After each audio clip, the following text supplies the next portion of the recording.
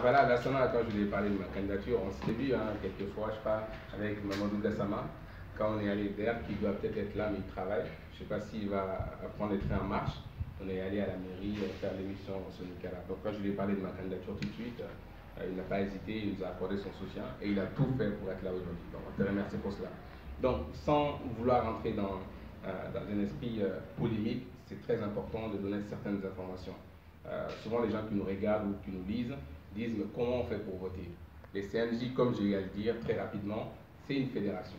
Par principe, ce sont les associations membres qui la composent qui ont le droit de vote. C'est comme ça, écrit noir sur blanc dans les textes. Sauf qu'il y a une commission qui a été mise en place très récemment pour organiser les élections. Et cette commission a décidé de changer les règles du jeu. Et sauf qu'on doit faire ça en amont. On a eu 3 ans de mandat pour améliorer les textes s'il y avait besoin.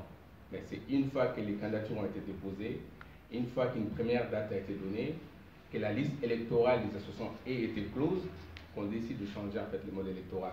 Donc c'est là où je m'adresse à nos grands frères, très respectables grands frères, j'ose dire, si jamais ils veulent tenir à ces blousons de respectabilité qui reviennent à la raison sans vouloir entrer dans les polémiques. En tout cas, que nous, la jeunesse, on soit responsable avant tout. Critiquer, c'est bien, mais qu'on soit responsable. Donc du coup, je ne suis même pas en mesure de vous dire si le vote sera individuel ou par association. Mais tout ce qui compte aujourd'hui, nous, on va se battre à ce que les textes soient respectés. Pas pour ma personne ou quoi que ce soit, mais ceux qui veulent modifier les textes, ils ont peut-être des raisons cachées que nous ne savons pas. On ne peut pas faire un vote individuel sans liste électorale. Il faut que les gens soient déjà inscrits, qu'on puisse savoir qu'il y a 200 votants et à la fin, on puisse comptabiliser.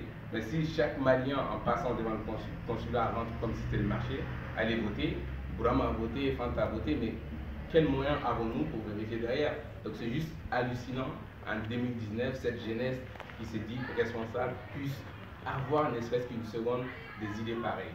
Donc voilà, pour dire que nous, on maintient le cap, on reste sur le respect des textes, qui est que ce sont les associations membres qui votent. Maintenant, si on va au vote individuel, on verra ça, c'est l'Assemblée générale qui va décider. Donc, vraiment pour vous dire qu'une association qui se respecte, ne serait-ce qu'une petite association, doit savoir que les textes sont modifiés par l'Assemblée générale et non une commission, même pas par un bureau. Parce que souvent ils disent que c'est le bureau qui a mandaté la commission. Mais les bureaux n'ont même pas la légitimité de modifier les textes. À plus forte raison, il y a les statuts justement. Mais les bureaux ne peuvent même pas modifier ces statuts sans l'Assemblée générale, à plus forte raison qu'une commission qui a été mandatée par celle-là.